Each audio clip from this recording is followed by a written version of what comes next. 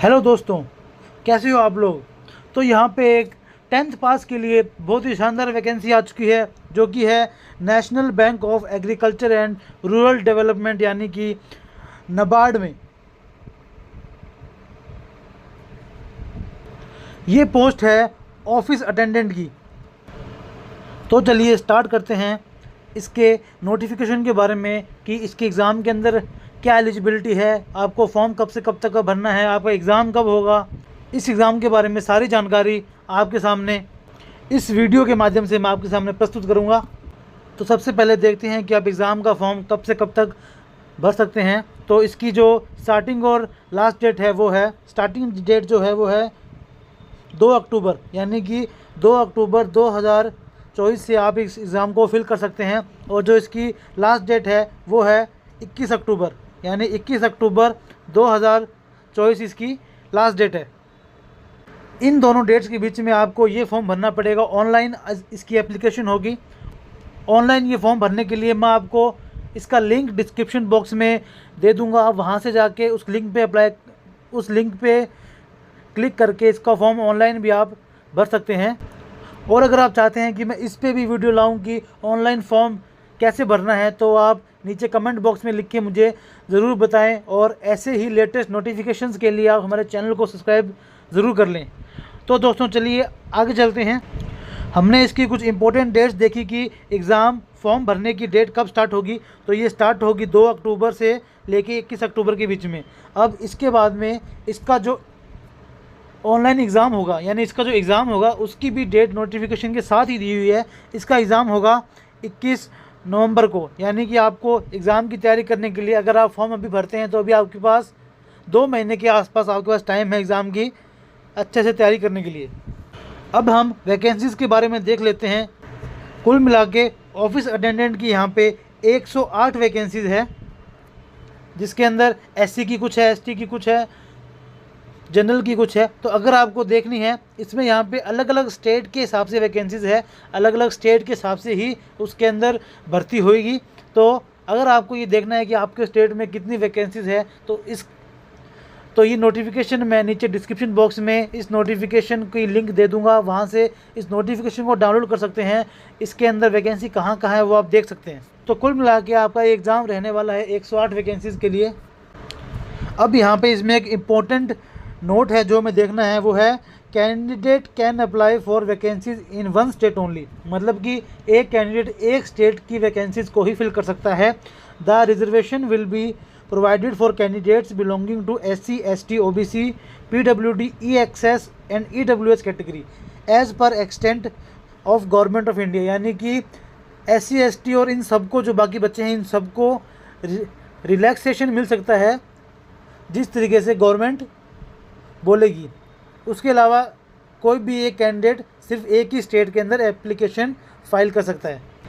अब यहाँ पे अगर आप OBC कैटेगरी से हैं तो आपका जो OBC का जो सर्टिफिकेट है उसकी जो इशू की डेट होनी चाहिए वो 1 अप्रैल 2024 को या उसके बाद की होनी चाहिए, with non creamy layer clause. उसके अंदर नॉन क्रीमी लेयर का भी जिक्र होना चाहिए। तो ये चीज़ OBC जो एप्लीकेंट्स हैं उनके लिए बहुत इंपॉर्टेंट है कि उनका जो सर्टिफिकेट होगा, जो कास्ट सर्टिफिकेट होगा, उसकी डेट 1 अप्रैल या उससे बाद की होनी चाहिए। और जो EWS कैंडिडेट हैं, यानी जो इकोनॉमिकली वीकर सेक्शन के जो कैंडिडेट्स हैं, उनका भी जो EWS का जो सर्टिफिकेट होगा वो फाइनेंशियल ईयर 2024-25 का सर्टिफिकेट इसमें लगेगा। और वो भी इशू या तो 1 अप्रैल को हो या 1 अप्रैल के बाद की कोई डेट को हो। तो इस चीज़ का OBC कैंडिडेट और EWS के कैंडिडेट पूरा ध्यान रखें। तो चलिए अब देखते हैं कि जो ऑफिस अटेंडेंट की पोस्ट है उसका डिपार्टमेंट में क्या क्या काम होगा। तो चलिए हम उसका काम के बारे में हम थोड़ा जानकारी कर लेते हैं। सबसे पहले तो उसकी जो होगी जॉब प्रोफाइल जो होगी वो होगी carrying of files and papers. उन्हें फाइल्स और पेपर यहाँ से वहाँ कैरी करने पड़ेंगे, यानी कि एक ऑफिस से दूसरे ऑफिस, या अगर आपके ऑफिसर्स को कोई भी फाइल चाहिए या कुछ भी है तो वो कैरी करना पड़ेगा। Removing from and keeping them in cupboard, मतलब उन्हें उठा के टेबल पे रखना पड़ेगा। अगर वो बोलेंगे कि वहाँ से हटाओ तो वो हटाना पड़ेगा। स्टिचिंग एंड बाइंडिंग रिकॉर्ड्स, जो भी रिकॉर्ड्स होंगे उनको अच्छे से संभाल के रखना पड़ेगा, उनको स्टेपल करके पिन करके बांध के सब रखना पड़ेगा। Supply of water and beverages to the staff के लिए आपको पानी की व्यवस्था करनी पड़ेगी। Preparation and serving of tea food etcetera to the staff, उन्हें चाय वगैरह भी देनी पड़ेगी। Helping of cooks and maintenance of lawns, attend to all incident और related work, attending to duties of wireman, liftman and cook, attending to work related to central receipt and dispatch, maintaining and upkeep of records, attending on senior officials, staff attending on such officers will also be discharge the duties। supply of water and beverages ये हमने देख लिया। या फिर आपको office attendant, senior office attendant, special office attendant या senior special officer की भी उसका भी काम आपको करना पड़ सकता है। तो ये हमारा हो गया इसका वर्क प्रोफाइल यानी इसकी जॉब प्रोफाइल। अब हम देख लेते हैं कि इसकी एजुकेशन क्वालिफ़िकेशन क्या है, इसकी एलिजिबिलिटी क्या है। तो जो सबसे पहली जो इसकी एलिजिबिलिटी है वो है कि जो कैंडिडेट है should have passed 10th class, यानी उसकी 10th क्लास उसकी पास की होनी चाहिए। और उसके अलावा जो सेकंड क्वालिफ़िकेशन है कि वो जिस स्टेट के लिए वो अप्लाई कर रहा है वो उसी स्टेट का मूल निवासी होना चाहिए, यानी उसी स्टेट के उसका डोमिसाइल होना चाहिए। और तीसरी है कि जो कैंडिडेट है वो अंडर ग्रेजुएट होना चाहिए, उसकी ग्रेजुएशन नहीं की हुई होनी चाहिए, यानी कि वो अंडर ग्रेजुएट होना चाहिए। उसके अलावा जो कुछ चीज़ें हमें जानने वाली है कि अगर एक कैंडिडेट एक से ज़्यादा बार फॉर्म भरता है अलग अलग स्टेट्स, तो उसका जो लास्ट फॉर्म फिल हुआ होगा वही फॉर्म कंसिडर किया जाएगा, उससे पहले के सारे फॉर्म रिजेक्ट हो जाएंगे। जो यहाँ पे एजुकेशन क्वालिफ़िकेशन है कि आप 10th पास होने चाहिए, वो 1 अक्टूबर 2024 से पहले होने चाहिए, या 1 अक्टूबर को या उससे पहले, यानी कि आपके 10th क्लास का रिज़ल्ट आ जाना चाहिए। अगर आपका रिज़ल्ट उसके बाद में आता है तो आप इसके लिए एलिजिबल नहीं होंगे। अब हम एज की बात कर लेते हैं कि इसके अंदर जो एज चाहिए वो है 18 साल से लेके 30 साल तक। 1 अक्टूबर 2024 से पहले आप 18 से 30 के बीच में होने चाहिए, यानी कि आपका जन्म 2 अक्टूबर 1994 से पहले नहीं होना चाहिए और 1 अक्टूबर 2006 के बाद में नहीं होना चाहिए। इसके बीच में अगर आपका जन्म है तो आप ये फॉर्म के लिए अप्लाई कर सकते हैं। इसके अंदर रिलैक्सेशन भी है, जो SC/ST के हैं उनको 5 साल का रिलैक्सेशन है, जो OBC के हैं उन्हें 3 साल का रिलैक्सेशन है, और जो PWD हैं उन्हें 10 साल, 13 साल और 15 साल का रिलैक्सेशन भी है। एक्स सर्विस मैन के लिए जितनी उनकी सर्विस है उसके अंदर प्लस 3 साल करके उनको रिलैक्सेशन दिया जाएगा। और जो विडो लेडी है, विडो है, डाइवोर्स्ड है या फिर जुडिशली सेपरेटेड है, उन्हें 10 साल का एज रिलैक्सेशन अपर एज लिमिट में मिलेगा। ये कुछ कास्ट क्राइटेरिया है कि आपका जो भी कास्ट सर्टिफिकेट होगा उसके अंदर आपकी स्पेलिंग वगैरह, नाम की पूरी स्पेलिंग वगैरह सब कुछ एकदम एग्जैक्ट होनी चाहिए, एकदम एक्यूरेट होनी चाहिए। अगर वो एक्यूरेट नहीं होगी तो आपका एप्लीकेशन डिस्क्वालीफाई कर दिया जाएगा।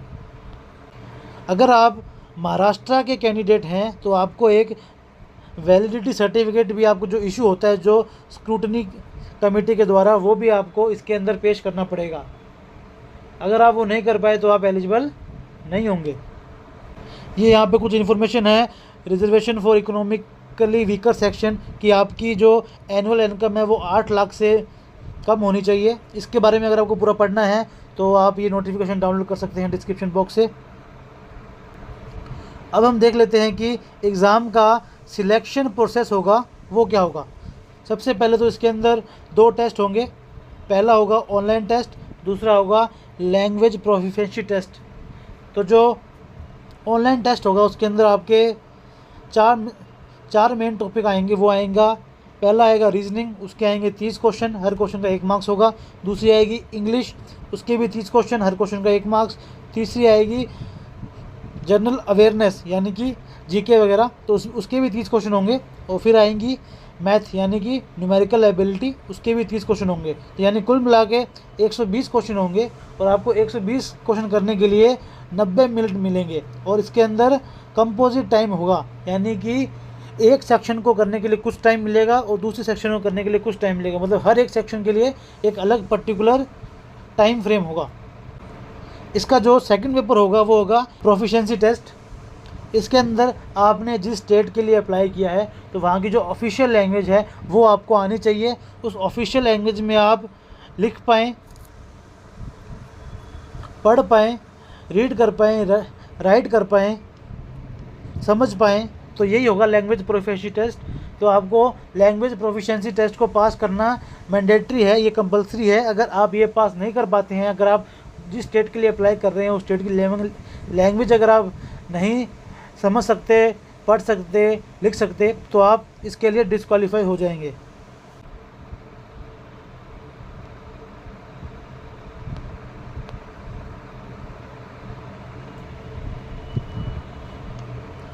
और यहाँ पे जो कट ऑफ्स जो बनेगी वो भी 2 स्टेज के अंदर बनेगी। पहले तो आपने जो इंडिविजुअल टेस्ट में जो आपने स्कोर किया है, यानी इंग्लिश में जो टेस्ट में स्कोर किया है, जो मैथ में किया है, जो रीजनिंग में किया है, उनकी अलग से कट ऑफ बनेगी। और फिर जो टोटल जो आपने स्कोर किया है उसकी अलग से कट ऑफ बनेगी। तो ये बात ध्यान रखना कि 2 अलग अलग कट ऑफ बनेगी। उसके बाद में दूसरी बात आपकी, क्योंकि ये वैकेंसी स्टेट वाइज है तो आपकी इसके अंदर स्टेट वाइज मेरिट लिस्ट बनेगी, यानी कि हर एक स्टेट की एक अलग अलग मेरिट लिस्ट बनेगी। उसके अंदर भी SC ST की अलग बनेगी, OBC की अलग बनेगी, जनरल की अलग बनेगी, और जो PWD कैंडिडेट है उनकी अलग बनेगी, और जो एक्स सर्विसमैन है उनकी अलग बनेगी। अब हम यहाँ पे एप्लीकेशन फ़ीस की बात कर लेते हैं। तो जो मेन जो एप्लीकेशन फ़ीस है जो SC ST PWD और एक्स सर्विसमैन के लिए है वो है 50 रुपये। और जो उसके अलावा जितने भी कैंडिडेट हैं उनके लिए एप्लीकेशन है 450 और इंटीमेशन फ़ीस है 50 रुपये, यानी कुल मिला के 500 रुपये आपके लिए एप्लीकेशन फ़ीस है। और ये आप यहाँ पे चेकआउट कर सकते हैं कि इन स्टेट में ये एग्ज़ामिनेशन सेंटर हैं। वो आप जब एग्ज़ामिनेशन फॉर्म फिल करेंगे तो उसमें आप ये सेंटर फिल कर सकते हैं। अब हम इसमें सैलरी की बात कर लेते हैं। तो आपका जो बेसिक पे होगा वो होगा 10,940 रुपये। ये तो बेसिक पे होगा। इसके अंदर आपको DA भी मिलेगा, ट्रैवल अलाउंस भी मिलेगा, HRA भी मिलेगा, हाउस रेंट अलाउंस, और उसके अलावा भी और भी सब मिला के जो आपकी अप्रोक्स सैलरी बनेगी वो बनेगी 35,000, यानी कि आपको लगभग 35,000 रुपये मिलेंगे। तो यहाँ पे ये देखा जाए तो काफ़ी अच्छी सैलरी है एक 10th पास क्वालिफ़िकेशन के लिए। इसमें वैकेंसीज देखा जाए तो स्टेट वाइज वैकेंसी थोड़ी कम है, लेकिन उसके बाद भी इसमें कंपटीशन भी औरों के मुकाबले कम होने की गुंजाइश है। तो आप ये फॉर्म ज़रूर फिल करें। और अगर आप चाहते हैं कि मैं इस फॉर्म को अप्लाई कैसे करना है उसके ऊपर ही मैं एक वीडियो बनाऊं, तो आप मुझे नीचे कमेंट सेक्शन में कमेंट करके ज़रूर बताएं। अब यहाँ पे जो इसका अगला सेक्शन है वो है हाउ टू अप्लाई। हम एग्ज़ाम फॉर्म को अप्लाई कैसे कर सकते हैं। तो आपको नाबार्ड की जो वेबसाइट है वहाँ जाना पड़ेगा, www.nabard.org इसकी वेबसाइट है। आपको इसकी वेबसाइट पे जाके अप्लाई करना पड़ेगा। इतना ना करने के बजाय मैं आपको डिस्क्रिप्शन बॉक्स में इसका लिंक दे दूँगा। आप वहाँ पे लिंक पर क्लिक करेंगे तो आप डायरेक्ट एप्लीकेशन फॉर्म की साइट के ऊपर पहुँच जाएंगे। और अगर आप चाहते हो कि मैं पूरा एक वीडियो भी बनाऊँ अप्लाई करने पे, तो आप नीचे कमेंट में ज़रूर लिखें। ये सब इसके इम्पोर्टेंट पॉइंट है कि आपको फ़ोटोग्राफ किस साइज़ की चाहिए होगी, सिग्नेचर आपको कैसे चाहिए होंगे, ब्लैक इंक पेन से, लेफ़्ट हैंड का आपको अंगूठा चाहिए होगा, एक हाथ से लिखा हुआ डिक्लेरेशन भी हो। ये सब आप जब फॉर्म भरें उससे पहले आपको ये सब चीज़ें रेडी रखनी है। तो यहाँ पे ये हमारा नाबार्ड का ऑफिस अटेंडेंट का जो फॉर्म की PDF थी वो कंप्लीट होती है। मैं उम्मीद करता हूँ कि आपके सारे डाउट्स क्लियर हो गए होंगे। इसको वीडियो को ख़त्म करने से पहले मैं आपको दोबारा बता दूं कि इसकी जो इम्पोर्टेंट डेट्स हैं वो हैं 2 अक्टूबर 2024 से लेके 21 अक्टूबर 2024 तक आप ये फॉर्म फिल कर सकते हैं। तो इस फॉर्म फिल करने में देरी ना करें, आप जल्दी से जल्दी इस फॉर्म को फिल करें। और ऐसी ही इन्फॉर्मेटिव वीडियोस के लिए और आगे आने वाले नोटिफिकेशन के लिए आप हमारे चैनल को सब्सक्राइब ज़रूर कर लें, ताकि आपको आने वाले हर जॉब नोटिफिकेशन की नोटिफिकेशन मिलती रहे। अब कोई भी यूथ बिना नौकरी के नहीं रहेगा। Thank you.